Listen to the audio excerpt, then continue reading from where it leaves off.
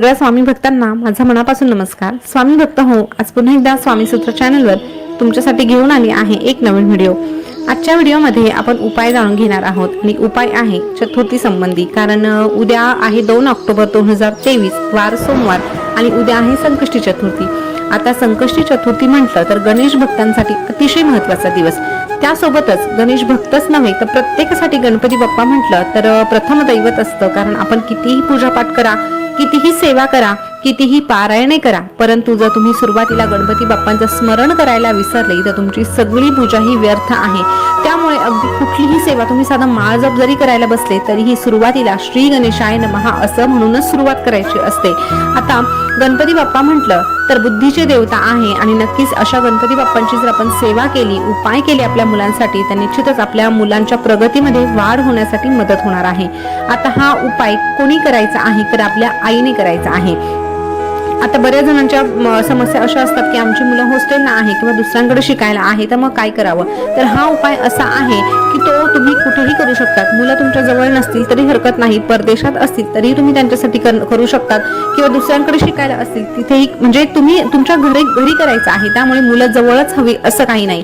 पण जर असतील मुलं जवळ तर चांगली गोष्ट आहे. तुम्ही तुमच्यासोबत त्यांना गणपती बाप्पांची जी काही सेवा करणार आहे त्या सेवेमध्ये तुम्ही त्यांना सहभागी करून घ्या. कारण असं केल्यामुळे मुलांनाही त्या गोष्टींची गोडी लागते.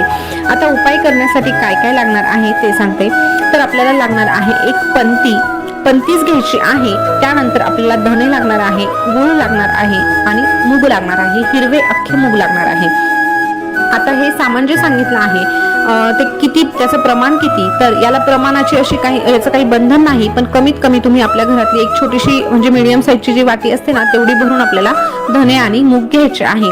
या व्यतिरिक्त तुम्ही कितीही घेऊ शकतात, आपापल्या परिस्थितीवर अवलंबून आहे ते. तुम्हाला जास्त घेऊ शकत असाल, तुमची असेल तेवढी, म्हणजे तुम्हाला जर घेणं शक्य असेल, परवडत असेल तर तुम्ही जास्तही घेऊ शकतात. आता गुळ किती घ्यायचा, तर गुळाच्याही बाबतीत मी तेच सांगेल. कमीत कमी म्हणजे थोडासा गुळाचा तुकडा घ्या, परंतु जास्तीत जास्त तुम्ही कितीही घेऊ शकतात, असं काहीही बंधन नाही. आता त्यानंतर हा उपाय करताना कुठे करायचा, तर सर्वप्रथम तर मी हे सांगेल की तुम्ही हा उपाय करताना मंदिरच निवडा. मंदिर जर तुमच्या घराच्या जवळ कुठे असेल, आता गणपती बाप्पांचं मंदिर नाही असं कुठलंही आपल्याला गाव सापडणार नाही, परंतु तरीही अगदीच तुमच्या घराजवळ मंदिर नसेल आणि अगदी ऐनवेळी जर तुम्ही हा व्हिडिओ बघत असाल तर मग आपल्या घरामध्ये हा उपाय तुम्ही केला तरीही चालेल. पण हा तुम्ही शेवटचा पर्याय ठेवा, परंतु प्रथम प्राधान्य तुम्ही मंदिरालाच द्या. आता मंदिरात जाऊन हा उपाय करण्याचं एकमेव कारण असं की जेवढी सकारात्मकता मंदिरामध्ये असते तेवढी आपल्या घरी मुळीच नसते.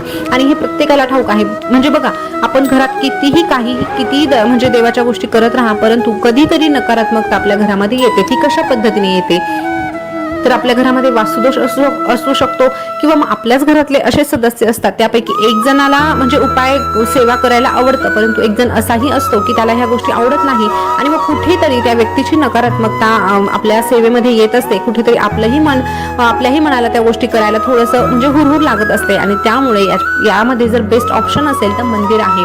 मंदिरामध्ये कुठलीही नकारात्मकता नसते आणि त्यामुळे मंदिरात जर आपण अशा सकारात्मकता ज्या ठिकाणी असेल त्या ठिकाणी जाऊन उपाय केला तर निश्चितच आपल्याला गणपती बाप्पांचा आशीर्वाद भरभरून मिळणार आहे आणि आपण जो उपाय करत आहोत त्याचं फळही आपल्याला भरभरूनच मिळणार आहे.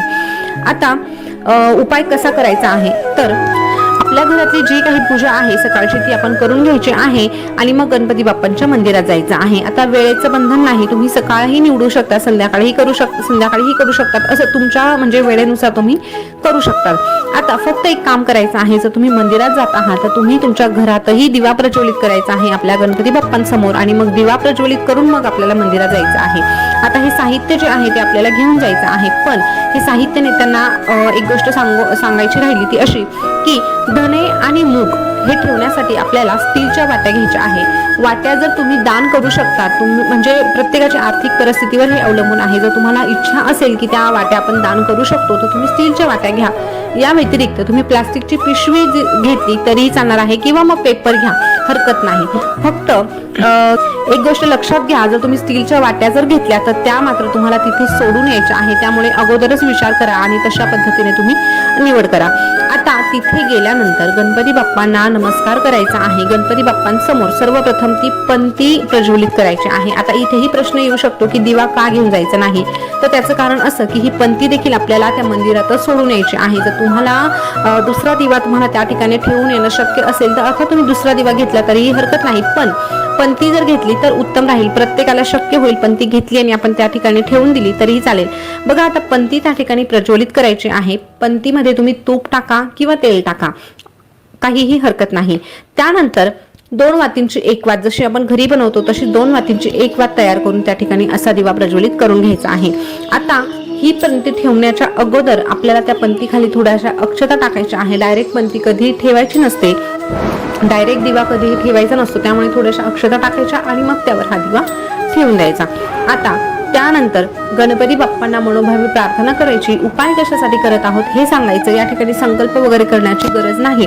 फक्त गणपती बाप्पांना विनवणी करायची की माझ्या मुलाबद्दल किंवा मुलीबद्दल अशी अशी समस्या आहे. समस्या नसेल तरीही त्यांच्या दीर्घायुष्यासाठी, चांगल्या आरोग्यासाठी किंवा मग त्यांच्या प्रत्येक क्षेत्रामध्ये त्यांना यश मिळावं यासाठी तर आपण प्रार्थना नक्कीच करू शकतो. त्यामुळे तुमच्या पद्धतीने तुमच्या मुलांसाठी, मुलींसाठी तुम्हाला गणपती बाप्पांकडे प्रार्थना करायची आहे. ही प्रार्थना करून झाल्यानंतर जे धने आपण घेतले होते ते धने त्या वाटीसह, तुम्ही वाटी ठेवणार असाल तर त्या वाटीसह तुम्ही त्या ठिकाणी ठेवा किंवा मग पिशवी घेतलेली असेल ती पिशवी तिथे ठेवा. आता ह्या धन्यांवर आपल्याला गूळ ठेवायचा आहे. गूळ ठेवून झाल्यानंतर मूग जे घेतले आहे ते मूगही आपल्याला अशा पद्धतीने ठेवायचे आहे आणि पुन्हा एकदा गणपती बाप्पांना प्रार्थना करून आपला हा जो उपाय आहे तो आपल्या या ठिकाणी पूर्ण होत आहे. आता हा उपाय आपण आपल्या मुलांच्या प्रगतीसाठी केलेला आहे, पण मग धने, गूळ आणि मूगच का ठेवले ते याचं कारण सांगते. आता पंती ठेवली याचं कारण तर प्रत्येकाला ठाऊक आहे, कारण कुठलीही सेवा उपाय करताना आपण सर्वप्रथम दिवा प्रज्वलित करत असतो. अग्निदेवतेच्या साक्षीने आपण कुठलंही कार्याला सुरुवात करत असतो, तसंच इथे करायचं आहे. त्यानंतर धने आणि गूळ का ठेवला, तर धने म्हटलं तर धनाची जे धने असतात त्याची आपण धनत्रयोदशीच्या दिवशी देखील पूजा केली जाते. त्यासोबतच धने म्हटलं तर लक्ष्मी मातेला प्रिय आहे, तसेच गणपती बाप्पांना देखील प्रिय आहे. त्यामुळे हे धने आपल्याला त्या ठिकाणी गणपती बाप्पांना अर्पण करायचे आहे. आणि गुळ हा देखील गणपती बाप्पांना अतिशय प्रिय आहे, त्यामुळे आपण गुळ खोबऱ्याचा नैवेद्य दाखवतो. त्यासोबतच गुळाचे छोटे छोटे लाडू करूनही आपण नैवेद्य दाखवतो. तो देखील गणपती बाप्पांचा आवडीचा प्रसाद आहे, म्हणून आपल्याला गुळ देखील ठेवायचा आहे. आणि मूग, आता मूग म्हटलं तर मुगाचा रंग हिरवा असतो आणि हिरवा रंग हा बुधाचा कारक आहे आणि बुध ग्रहाचे जे स्वामी आहे ते गणपती बाप्पा आहे. त्यामुळे आपल्याला गणपती बाप्पांची प्रार्थना करायची आहे. गणपती बाप्पा म्हटलं तर बुद्धीचे दैवत आहे आणि अशा गणपती बाप्पांकडे जर आपण आपल्या मुलांसाठी प्रार्थना केली तर नक्कीच आपल्या मुलाबाळांना गणपती बाप्पांचा आशीर्वाद मिळाल्याशिवाय राहणार नाही. त्यामुळे ह्या सगळ्या गोष्टींचा वापर आपल्याला करायचा आहे. आता त्यानंतर ह्या वस्तू तुम्ही तिथेच ठेवून द्या, कारण जर कोणी गरजू व्यक्ती असेल तर अर्थात त्या वस्तू ती व्यक्ती घेऊन जाईल. किंवा मग तुमच्या हाताने जर तुम्हाला कोणाला दान करावं असं वाटत असेल तर थोडा वेळ गणपती बाप्पाच्या मंदिरात थोडा एक 10-15 मिनिट बसा. त्यानंतर त्या वस्तू उचलून एखाद्या व्यक्तीला तुम्ही दान करून द्या. पण तशी व्यक्ती तुम्हाला नाही भेटली तर तुम्ही ते मंदिरातच ठेवून या. जी गरजू व्यक्ती असेल नक्कीच ती व्यक्ती ते घेऊन जाऊ शकते. त्या स्वामी भक्त हो, अशा पद्धतीने आपल्याला धने, गूळ आणि हिरव्या मुगाचं दान करायचं आहे आणि गणपती बाप्पांचा हा उपाय करायचा आहे. निश्चितच तुमच्या मुलांना म्हणजे चांगलं आरोग्य मिळो, त्यांच्या शैक्षणिक प्रगती हो, एवढीच मी स्वामींच्या चरणी प्रार्थना करते आणि आजचा व्हिडिओ या ठिकाणी थांबवते.